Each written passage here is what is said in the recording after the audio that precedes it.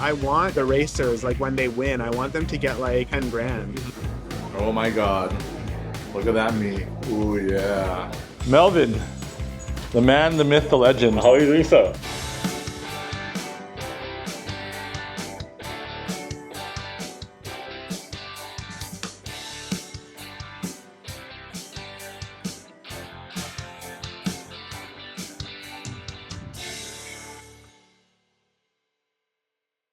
Hey guys, Albert from TEF1 Pack here in LA having fun with Aaron Doria, the X Night Riders. Oh. Racer triple X, double X, quadruple X. Racer X, X, X. So it's triple X. Yeah. So what does that mean? You ram people from behind while you race? Is this really going in your vlog? Well, I'm doing this as a response to Christine's vlog to show you a little bit of what I'm doing because I've been traveling so much and that's why we can't make repair videos. It's a good time for a phone call. Yeah, just Who's that? things. No one important? I have no idea. Spam phone calls. Aaron's actually going to head out and do his own thing, and he's just here as a cameo. But I'm going to be headed out to Voro Motors, one of the biggest scooter PEV dealers in the USA. So let's go. In Beverly Hills? No, I think they're north of Beverly Hills. Beverly Hills. I think it's called like Van Nuys. Van Nuys or something. I have to look it up. Yeah, I don't know. Somewhere in he's LA. gonna learn what LA traffic is like. Oh, It's gonna be worse on his drive back. So I looked it up on Google Maps, and it's like an hour and 15 minutes to get there. And it's gonna take me like 3 hours to get back, which is ridiculous. Redonkulous. If you just wait till midnight, then it'll just take you 45 minutes. This LA traffic problem needs to be solved. But also their roads are shit. What's it like called? on the highway, like all the roads are just terribly paved, and so even if you could go fast, you'd probably F up your car. You'd get there faster on EUC. How many miles is that? I don't know, like 45. So I need like a long range UC. Your links would make it. So here, like being in LA, I kind of understand more why there's such a demand for like, you know, these crazy long distance wheels. Like Marty's always asking for the 6,000 watt hour. 44 miles. 44 miles? Yeah, I said like 44. Yeah, because I feel like with 44 miles, you'd be like, if you're booking on an EX30, you'd probably feel a little bit range anxiety. Yeah. And then you'd have to charge there and then come back. 20 amps, blow it up. Yeah, so I can kind of see the world of LA and why you guys need, longer range wheels. We don't have the good public transport to accommodate. Well, I mean, LA is also so big. You're stuck being in a bus stopping every few minutes. Like, it's like what? Like, what would you say is I guess it's LA plus Orange County because, I'm not geographically educated when it comes to the U.S. So when I say LA, I mean like the whole LA, and people are no, I think there's Orange County and other regions. Long Beach, I don't know. So to me, all that's LA. So screw it. That's all LA to me. Agreed. Yeah. So what's the size of LA? I don't know. 50-mile radius or 50-mile radius? No, that's pretty far. So 100-mile diameter? It's a lot. I don't know. Here's your scale. Let's see this. Let's see the scale. Let's get it to 50 miles. 50 miles. Yeah, like so maybe like a 50-mile diameter. Yeah, that's what I meant when I said radius. I meant diameter. That's pretty freaking far. I think pretty far. I think Vancouver is like, as a stretch, like 50 kilometers maybe. Let's see this. There's a scale, 10 miles. So you're looking at 20. Yeah, exactly. Like if you're just as a stretch, like if you wanted to include be very generous to Vancouver, it's maybe 50 kilometers diameter. And that's only in the east-west direction. So it's huge. But yeah, let's get on the road and head over to Voro Motors. Sounds good. I'll see you later. Take it easy. Drive safe. I was thinking, since we have around an hour and 12 minutes, let me see. You can see it here. For us to get to Voro Motors, I thought this would be a really good opportunity for us to kind of have a quick chat about the EUC's 2 cells, 1 pack, and the future, I guess, for this industry.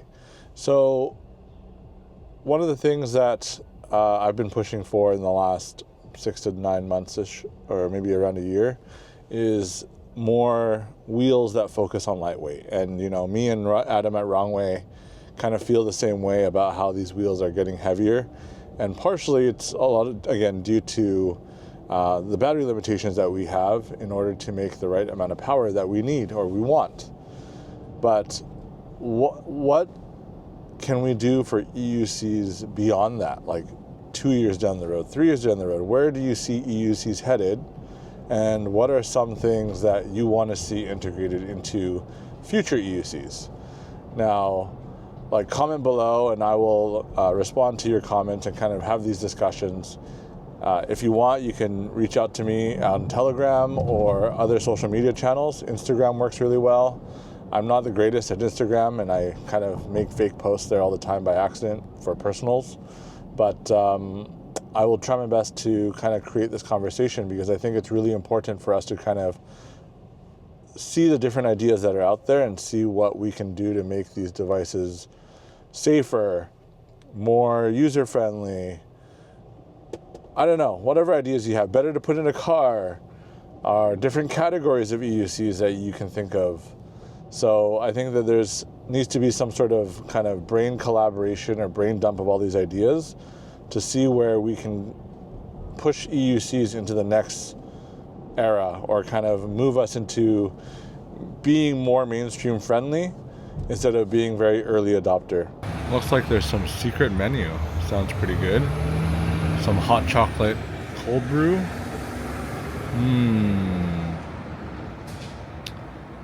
That is very tempting. But, you know, being on a diet, I think, you know, drinking sugary coffee drinks may not be the best solution. So I think I might have to go the tried and true, you know, just a hot brewed coffee, depending on what they have. $4 US for a cup of drip coffee. I don't know. You guys think coffee's been really expensive recently, or is it just me? But, you know, hopefully this gives me the pickup enough to trudge through Los Angeles traffic. So it looks like I got my psychotic coffee, but quick change of plans. I just got a message from Mayor from TEF1, and I was actually headed roughly in that general direction, so I'm gonna go meet up with him and discuss about TEF1 and the event and what makes him most excited.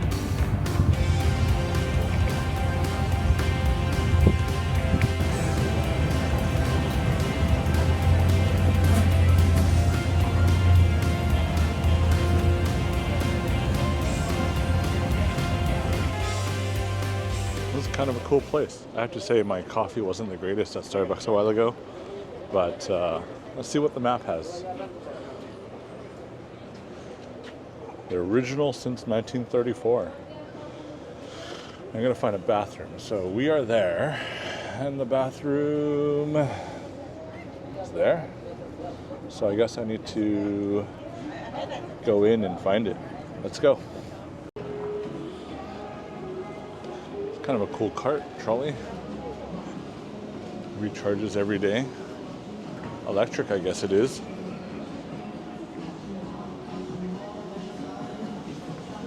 Oh, it's cool, really cool. It's kind of weird though, personally, because, you know, coming from Vancouver, when I think Christmas, I think snow, I think cold. But right now it's like 20 degrees Celsius. So, I mean, what is that in Fahrenheit? I'll put it up on the screen somewhere. But it's weird to have spring/fall weather and see Santa and Christmas stuff. So I guess if I ever come down to LA or move down here, it's something I need to get used to. Speaking of which, more importantly, I grew up in Vancouver, and so I never thought about this, but people used to always say that Vancouver people are really cold and unfriendly, unless you know your cliques or whatever. And growing up there, I didn't see it as a huge deal since I grew up with people. But I can see now how if you're a visitor or if you're an immigrant, it can be a little bit harder to make friends. During my time here in LA, people are super friendly, no matter where you go, whether you're at Costco, walking around the mall, people are just overall more open to conversation. Just an observation. I have to say, it's quite the vibe chilling. These little police officers. Look at that.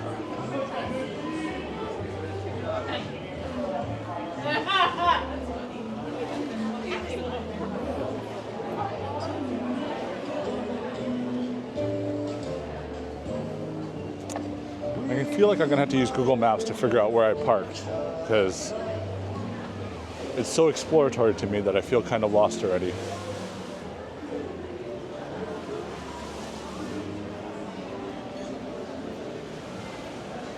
Man, those are some big ass glass doors, I tell you. Biggest I've ever seen. Looks like I found the man of the hour. Mayor from TEF1. What's up? No, I'm totally good with Maggie's Rubens, it looks like, sandwiches. What do you normally get? McGee's. Is it McGee's? Yeah, McGee's. Actually, maybe it is. Yeah. So it's like I'm wrong, it's McGee's. But yeah, What's your food of choice, I man? always get the Reuben. The world corned famous? beef. Yeah. Okay, well, I'm down for that. Let's try it. You come here a lot? Usually once every time I come to LA, I'll come here, and then I'll come here to eat. Yeah. So that is Mayor's food of choice. If you're ever at Maggie's? McGee's. McGee's. If you're ever at McGee's, the world famous corned beef is what you should get. Yeah, 100%. I'll show you guys what I get soon. So Mayor, Hey. tell us about yourself. Where do you come from? What made you do TEF1? Yeah, so started out because I live in Vancouver, and in 2016 or 2017 I started the Boosted Board Riders Vancouver community. Back then it was old Boosted Boards, everything. So there were all these communities around there. Then we started seeing that, oh, there are all these other companies coming in and all these other different type of PEVs. So we started to develop the Vancouver Eastgate group. Van Eastgate. Yeah, so then that kind of like blew up Yeah. and grew and grew. And then one day I got a phone call, or I guess a message from a random company being like, hey, we have this idea, hop on a call with us. We want you to be part of it. So I hop on this call, and sure enough, I meet Abby, who's the CEO of TEF1, and the rest of the team at the time. And they pitch me the idea and answer all my questions. I think, okay, this looks promising. This is cool.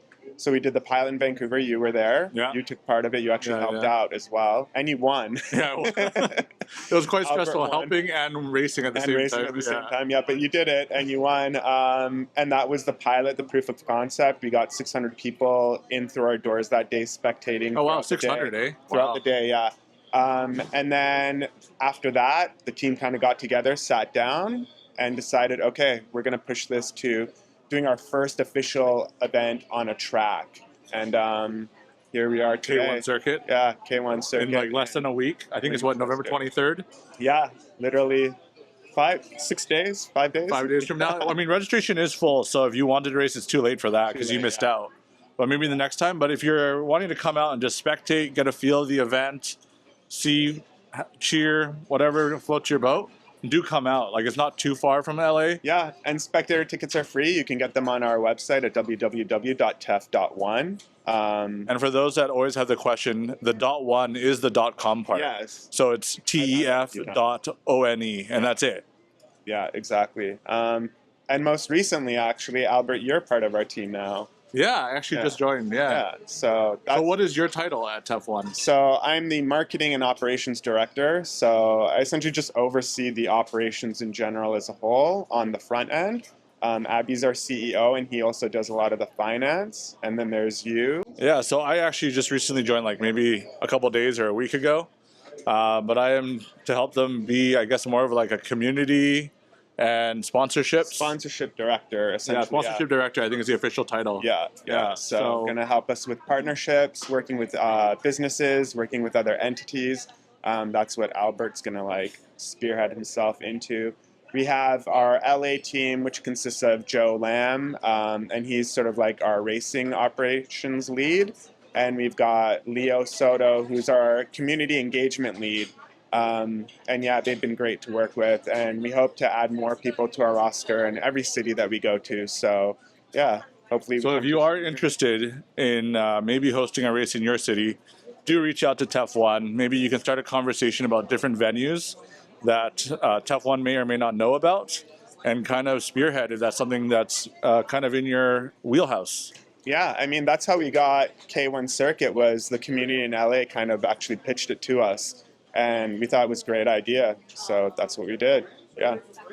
What would you say is different about TEF1 compared to other races that the PEV world has seen? Oh, there's a few things. I think we all do everything amazing, and we all have our fit. But where TEF1 comes in is we're really trying to elevate the game as a spectator sport.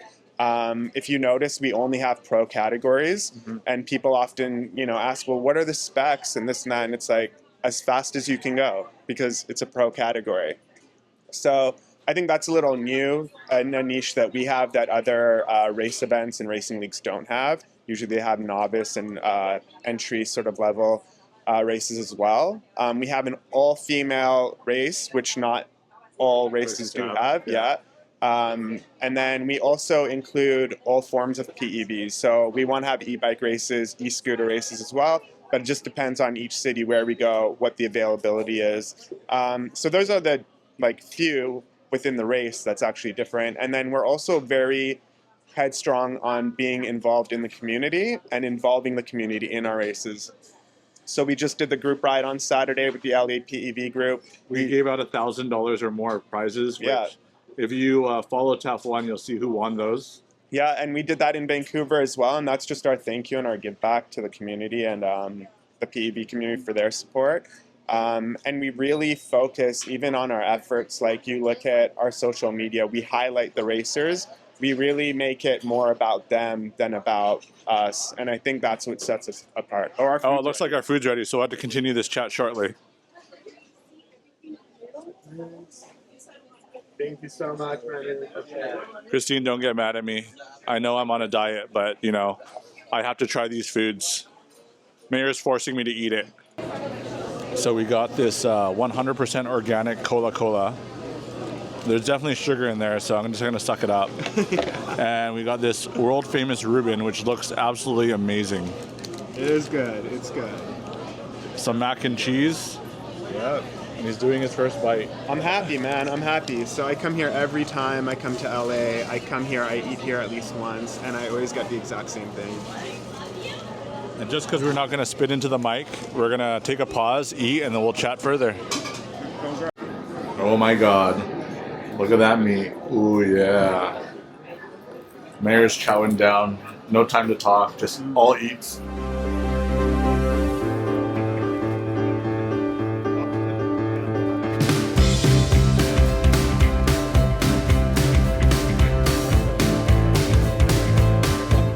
Okay, we just finished our food. We got to rate the food first. So I know you're kind of biased. So. I am biased. I love this place. But it was the first time you tried their mac and cheese. Yeah, their mac and cheese was just okay. There was no bacon or bacon bits. We both agreed that if there was, we would totally give it like a 7.5. But for me, the mac and cheese is probably a 6.5 since it stayed hot the whole time. Yeah, okay. Right, it was creamy. It was pretty good. So I give it a 6.5. But the Reuben, I mean, ask Albert. I'll leave the best for last. But how was the cola? The cola was delicious as always. It's like tamer than your Coca-Cola or Pepsi. It's nice flavor to it. I like that cola. I don't know how you feel about it. Yeah, no, I agree. The cola was I expected it to be sweeter, and I think it was good that it wasn't so sweet, especially for my diet. But no, the flavor was good. It wasn't too carbonated. And it has like this ginger. Yeah. It has like a nice hints of flavor. Yeah. Yeah, totally. And then the mac and cheese, I agree with you. I think there needed a little bit more to just cheese and mac, unfortunately. I mean, the macaroni was a little bit overcooked, or what, man? A little bit overcooked, a bit too soft. Maybe if it had a little bit more texture, like a little more bite, I could get more behind it. But that Reuben, you have to try it. You have to come and try it. It is so freaking good. And I was talking to Mayor about this, but he says that the Reuben meat quality kind of varies sometimes. Yeah, I mean, well, don't get me wrong. I come here all the time. Yeah. Every time I come to LA, I come once. Last time I came here was the first time I had drier meat. But this time you saw it was melt in your mouth, wet, hanging out type of thing. Really, really good. So come here anyway. And if you don't like Reuben sandwiches or you don't like sandwiches in general, you come to the original farmers market because there's just a lot of shit to see and do. Right? A lot of different. I mean, I saw a shop that just sells pickles. Yeah. Yeah, and you can get really cool stuff. They have a grocery store here that has really awesome stuff. I usually come here and get that honey that's like still in. Manuka honey? Is it the, Or like honeycomb? Yeah, honeycomb. Okay, honey. okay. Yeah, I usually get it here from the grocery store on this side. Yeah. And yeah, it's a really cool place to just walk around, shop, and the Grove is right next door. Yeah, if you want some retail therapy, the Grove has like all the major stores. Yeah, and it's just a really nice place to hang out. All outdoors for the most part, so yeah. But we are in LA, or I guess this is LA proper. So Yeah, we are yeah. in LA, so the weather is really good. But something that we talked about is what makes TEF1 a little bit different is their aspirations to be more than just Canada, which is what they're doing with US right now. Yeah. But also beyond that, more than just the US. So TEF1 does have aspirations to go to Europe or other continents to do races. So TEF1, our mayor, does get a lot of requests. Yeah, we get DMs in our Instagram account all the time from people being like, "Hey, you got to come here. You got to come to Chicago. You got to come to DC. Oh, are you guys coming to France or anything like that?" And yes to all of that, just over time. But the thing is, I think what does set us apart at TEF1 is that the fact that we do have the ambitions to go global, but we plan to go global sooner instead of later. Meaning, like, we don't plan to take 5 years to develop this in North America or Canada and the US and then move on. You might see us global as of 2026 onward. That's all possible. So, however, between now and then, we're definitely just going to stick to North America as a whole. We do have cities in mind and some that are already like essentially confirmed. No dates announced yet. But yeah, I think that really sets us a bit apart from the other leagues that are currently out there. Not to say that they don't want to go global, but they're probably more limited to that capacity than we will be in the upcoming years. Yeah. And like, this is a growing sport, right? So a lot of the events that I've been to and seen, a lot of them are very passion driven. So it's people who are super passionate about whether that's Eastgate, e-scooter, EUCs, and they're hosting these races and camps out in the forest, and it's awesome to see. But the thing with TEF1 that's different is the CEO, Abby, he's not only passionate, but he's also really heavy on the business side, which is a really good balance to have because it forces you to kind of be more sustainable with what you're trying to do on a financial side, business side of things, which then enables you to kind of be more ambitious in terms of where we want to go and what we want to do. Yeah. So me and Mayor kind of pull in the whole, let's do everything we can do to the very best. Yeah. And Abby kind of brings us in and says, well, we need to consider business. And this is only good for the future of TEF1. Yeah, definitely, 100%. I mean, I think the dynamic that I appreciate, especially when it comes to Abby, like, and me, but now us, like just the team as a whole, is that us, the team as a whole, is very community driven. So we want like what's best for the racers, what's going to be best for the league itself as a forefront, like, you know, as a show and an experience. Abby, the CEO, and the corporate team, they are more structured on that finance level. So they keep us in check and make sure that, you know, we dot all our I's, you know, and cross all our T's so that we don't run into problems long term in the future and that we are on a balanced budget, so to speak, to be able to make promise on our deliveries, right? So it's really an interesting dynamic because you have the best of both worlds. You have people looking out for the racers and the community and the event, and then you got people looking out for the actual brand and making sure that it's stable and it has a good foundation for the future. And that's where Abby comes in, and our corporate team that are behind the scenes also come in. So going forwards, though, like a lot of people were complaining how TEF1 only had very limited spots for racers. Yeah. I mean, okay, let's touch on that real quick? Yeah, let's touch on this in two aspects. First, I'm going to say this. We had limited spots, yes, but we sold out. We just sold out on 2 categories. We had to eliminate the e-bike category, and the e-skate category still had 7 spots left, even after we announced an extension because ABS got canceled and then reinstated, but was canceled at the time to give people an opportunity to race had they not signed up. So I think the cap that we had was on like good. Really reasonable. Yeah, and you know, this was a decision that the team made and we made that mark. If we had 5 more spots open, on any of those sold out categories, we wouldn't have sold another ticket. We literally like nailed that, like nailed the numbers. Yeah. So that all worked out. And the other aspect is we're not like a 3-day event. We're not a 4-day weekend event or, you know, a week-long event. We're a 1-day event. So we got time for only a certain amount of races, right?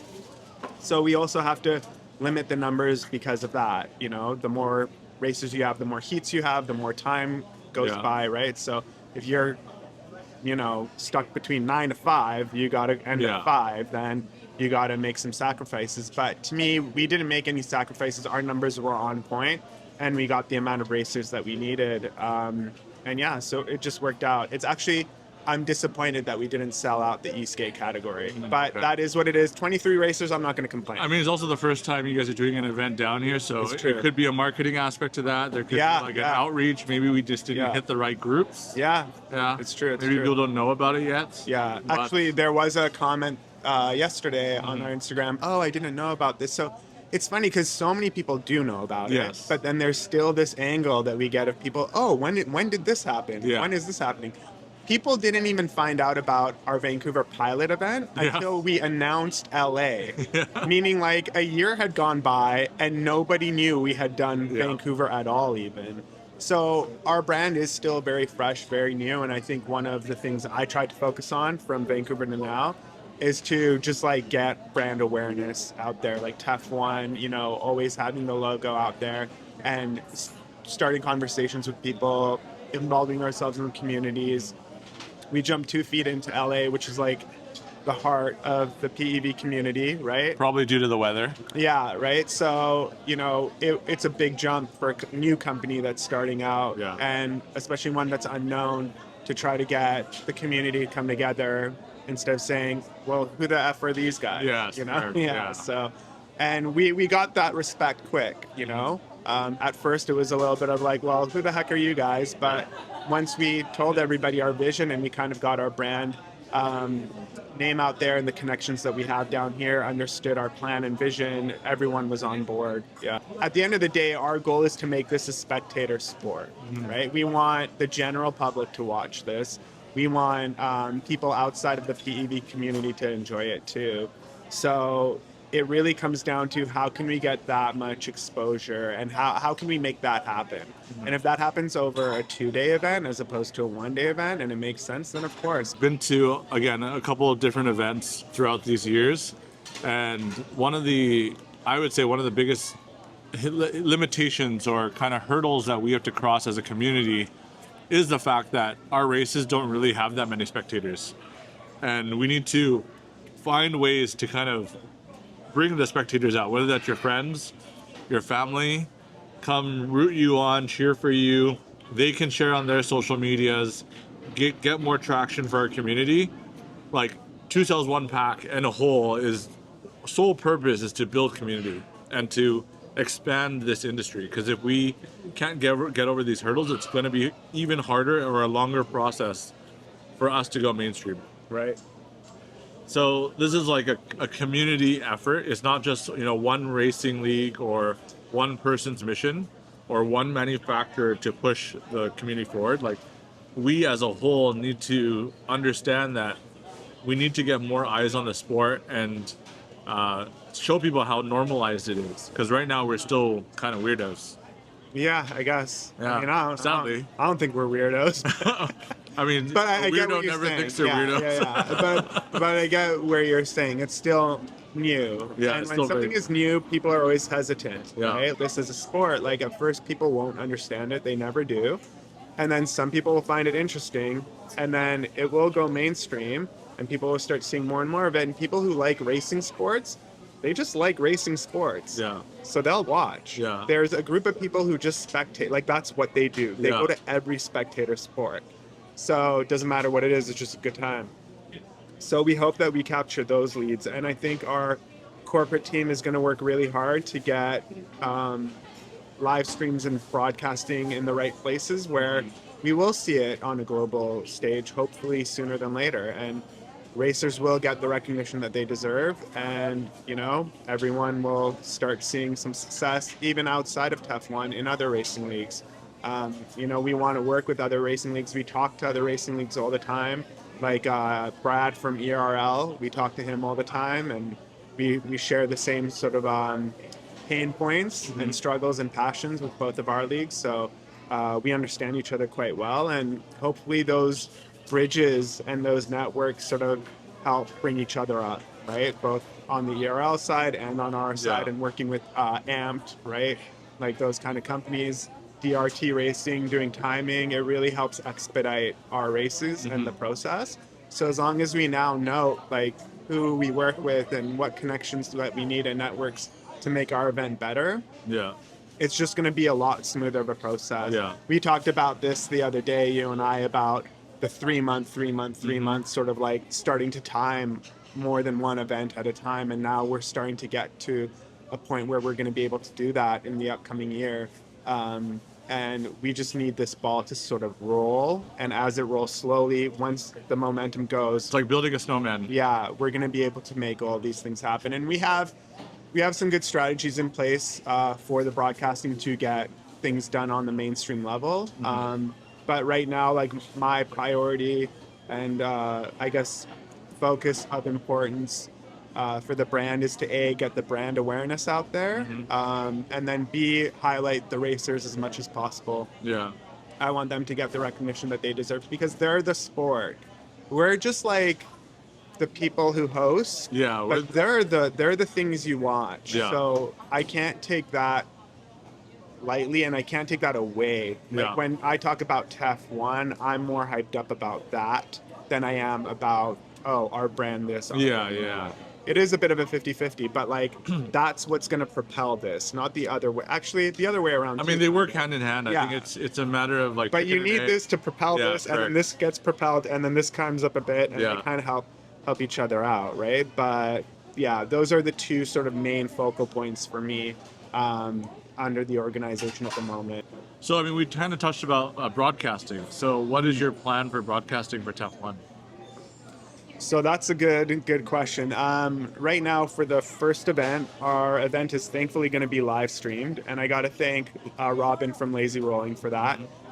It's great when we get the opportunity to partner with any brand, especially an in-industry brand. Yeah. And they really came through because what happens is those brands that support TEF1 add elements to the race day event. Potentially bring costs down for the racers, bring costs down for us, but also sort of lend a helping hand. And then at the same time, they get promoted. And in this case, we really wanted to live stream. We spoke with Lazy Rolling, and they're out in Sweden, and we live streamed together or whatever, had a meeting together over Zoom, and they liked the idea and the concept, and right away they offered us broadcasting partnership, and they paid for the live stream. So we're going to be able to live stream that event So where will it be live streamed? on our website. Okay. And you'll likely also catch it on our YouTube as well. Okay. Is the YouTube handle just TEF1 or? Yeah. Well, the Electronic Force. Okay, like okay. our original, yeah. But yeah, so it's going to be streamed there. And then we do have broader plans in the future to do live streams on actual broadcast networks. And that's something that our team is working on behind the scenes at this, very I mean, that's huge. But I will say that one thing is important is that TEF1 is doing something a little bit different than other race leagues, which is the prizes are actually cash prizes instead of, a free Bigot T4 or a free Bigot Yeah. M10 Mini. Yeah, 100%. And that's something that we were set on from day one. We did it for our Vancouver pilot too. How much money did you win? $2,000 Canadian. Yeah. So, But I will say I spent more money on building my race wheels than I did win. But that's out of passion. yeah, that's fair. So yeah, the first prize winner of each category in this race gets $1,500. Second place gets $1,000, and third place gets $500. And that's for each category. We have 3 categories that we're doing that for. And we're Canadian companies, so $1,500 isn't cheap. It's a lot of Canadian pesos. But yeah, and that's one thing that we said from the get-go. We're giving away cash, and in talks with Abby, our CEO, originally, like this was before Vancouver event happened. He told me, he's like, Meyer, I want the racers, like when they win, I want them to get like over 10 grand for a race. So kind of like a race for the rail prizes. Yeah, and like make them be able to turn their racing into an actual career. Yeah. And that was another reason why I wanted to be part of this, was when he said that, I realized that, Abby is looking out for more than just finances on our side. Yeah. He's looking out for finances for the racers' future as well. So yeah, we have plans to 1,500 to me is just like the foot in the ground. Yeah. I hope that in 3 The years humble time, beginnings. I hope in 3 years time we're going to be at the mark that Abby wants us to be at, and if we are, then we're going to be doing great things. So they have plans to, I think it's 3 or 4 races per year, I believe it is. Yeah, right now we want to do 3 races for 2025. Things you want to mention for TEF1 before we wrap this up and go for a walk? Yeah, no, I'm just excited for the event this weekend. I'm thankful to all the PEV community people who came out on Saturday to support our group ride. Like, we had lots of fun, and I'm glad to be in LA, our host city, for this first event. And yeah, I look forward to seeing everybody at TEF1 in SoCal. How many food trucks do you have there? 4, and I get to eat at all of them. And I'm probably going to do a video about all the food trucks. Yeah, that's like our side videos that I was talking about. Can you tell us about like the ethnicity or type of foods that these food trucks are bringing? So I believe one is an Asian fusion place. Okay. Another place does burritos and sushi. But not a sushi burrito. I don't know, actually, maybe, but I just know that they do sushi and burritos. Okay. Then there's another place that does sliders and funnel cake. Okay. So the dessert is funnel cake. Yeah. And the last place is another barbecue place, like pulled pork. Okay. Like type of barbecue place. Yeah. So we have 4 food trucks coming out. Should be good times. I'm excited to try all the food. Let's go for a walk. Yeah. Let's go to the bathroom, then coffee, then walk. Okay. Yeah. Beautiful LA traffic means that traveling 13 miles or 20 kilometers is going to take me almost an hour. We have arrived at the Voro Motors, which is the best place to buy an electric scooter and or e-bike.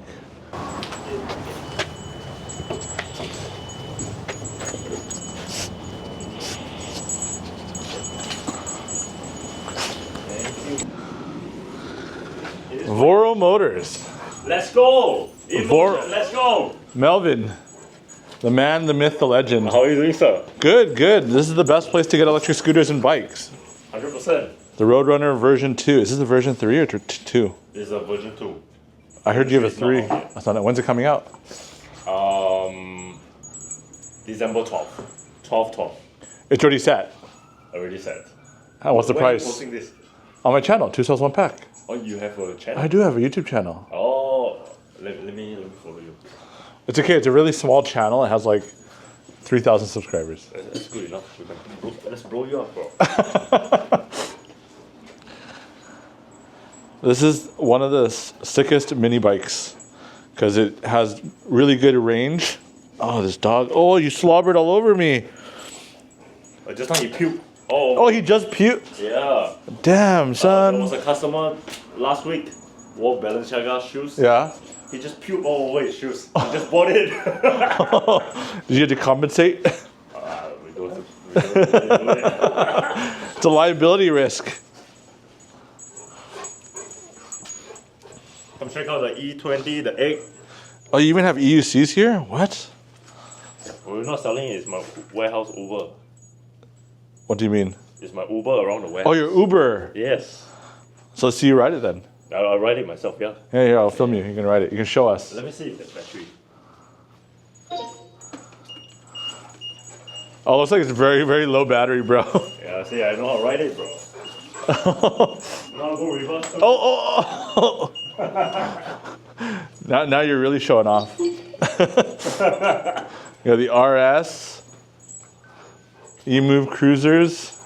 So what's different between the Roadrunner V2 and the V3? The Roadrunner V3 is not launched yet, but But what's new? Like what's improved? yeah, so we added a rear suspension.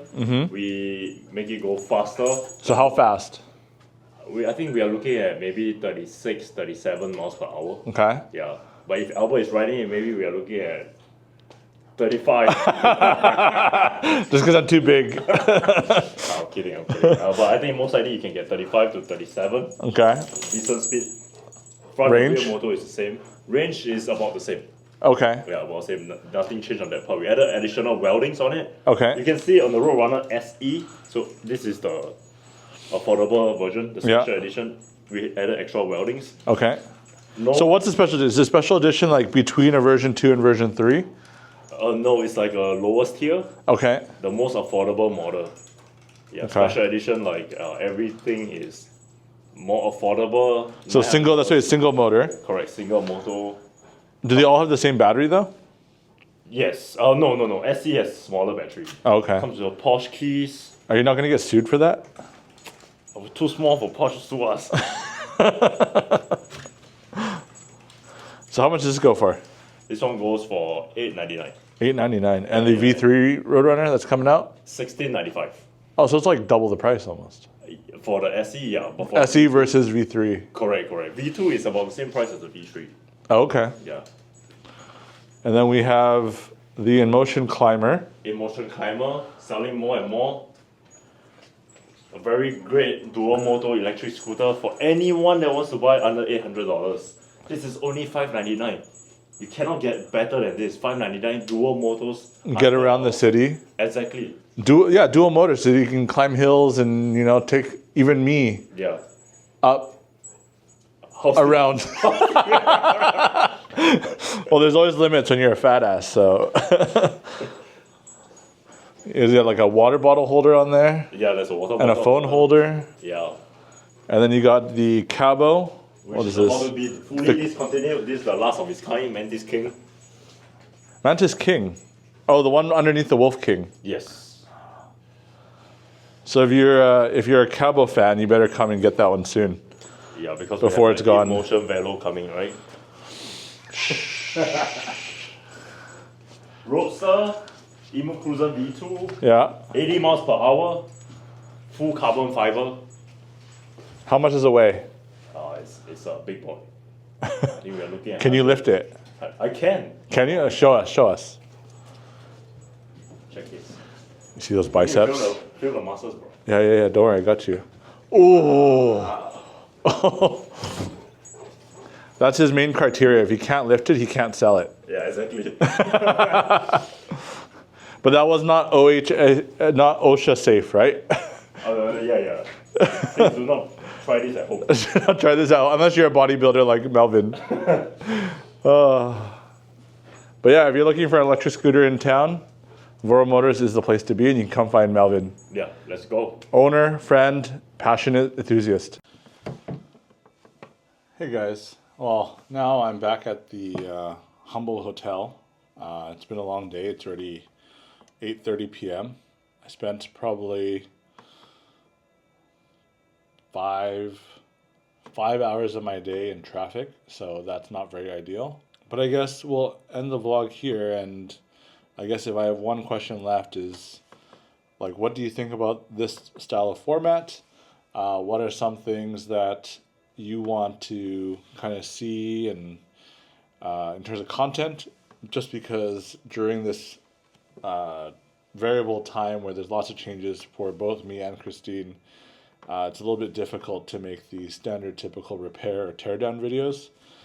And so let me know what you guys want to see going forwards, and we'll go from there. If there's nothing that you guys really want to see, then maybe 2 Sales 1 Pack will just take a break until things kind of settle down. But yeah, I guess this is just the first, hopefully, of many, and give me your thoughts and opinions, and we'll go from there. But yeah, that's it for today. I appreciate all the feedback, and I'll see you in the next one.